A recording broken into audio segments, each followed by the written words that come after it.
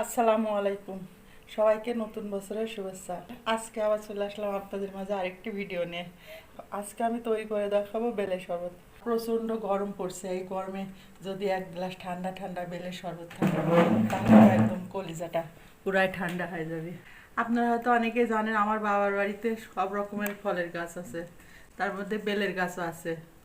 একটা না, কয়েকটা। আমরা কয়েকদিন আগে বাবার বাড়িতে গিয়েছিলাম ভাইয়ের বিয়ে উপলক্ষে।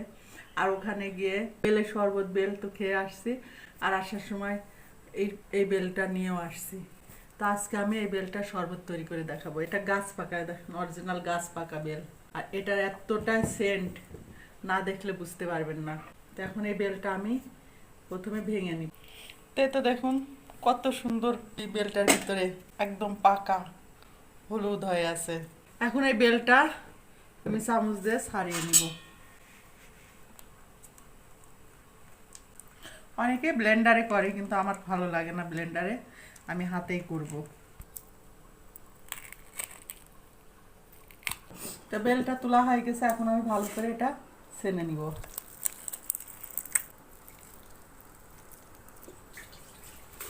এর সাথে দিয়ে দেবো পরিমাণ মতো চিনি। আপনারা চাইলে যদি বাসায় কুসুরের গুড় থাকে তাহলে কুসুরের গুড় দিয়েও তৈরি করতে পারেন, কারণ বেলের শরবতে কুসুরের গুড় দিয়ে তৈরি করলে বেশি স্বাদ লাগে। আমি তো মিষ্টি বেশি খাই, এই জন্য মিষ্টির পরিমাণটা বেশি দিলাম। আপনারা আপনাদের পরিমাণ মতো দিন। এখন ভালো করে চটকে নেব, এতে চিনিটাও গলে যাবে আর সাথে বেলটাও ভালো করে চটকানো হবে। এতেও সুন্দর করে চটকানো হয়ে গেছে। এখন আমি পরিমাণ মতো পানি দিয়ে দিব। প্রথমে তো নর্মাল পানি দিয়েছি, এখন আমি ফ্রিজের বরফ পানিটা দিয়ে দিব। এতে করে শরবতটা আরও ঠান্ডা হবে।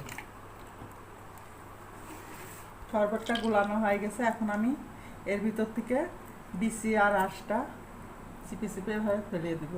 এ তো বেলের ভিতর তো সব কিছু বের করে নেওয়া হয়ে গেছে। আর দেখুন কত সুন্দর ঘন, আর দেখতে কি কত সুন্দর লোভনীয় হয়েছে। আর বাজারে তো আমরা অনেক সময় বেলের শরবত কিনে খাই, কিন্তু সেগুলোতে দেখা যাচ্ছে একটা বেল দিয়ে 15-20 গ্লাস শরবত বানায় ফেলে, আর এখানে তো মাত্র 2-3 গ্লাস শরবত হবে। তো এটা বুঝতেই পারছেন কতটা টেস্টি হবে। এটা দেখুন কত সুন্দর ঘন। এখন আমি একটু দেখবো মিষ্টিটা কেমন হয়েছে। মিষ্টিটা ঠিকঠাকই হয়েছে, কিন্তু আমার কাছে মনে হচ্ছে আর একটু চিনি লাগবে। এর সাথে দিয়ে দেবো সামান্য একটু লবণ। আপনারা চাইলে বিট লবণও দিতে পারেন। তো শরবতটা তৈরি হয়ে গেছে, এখন আমি সবাইকে দিয়ে দিব। এটা দেখুন তৈরি হয়ে গেল আমার বেলের শরবত। এখন আমরা সবাই মিলে খেয়ে নিব। তো শরবতটা বানানো কেমন হলো, যদি ভালো লাগে তাহলে লাইক কমেন্ট শেয়ার দিয়ে পাশে থাকবেন, আর আমার ইউটিউব চ্যানেলটা সাবস্ক্রাইব করে দিবেন।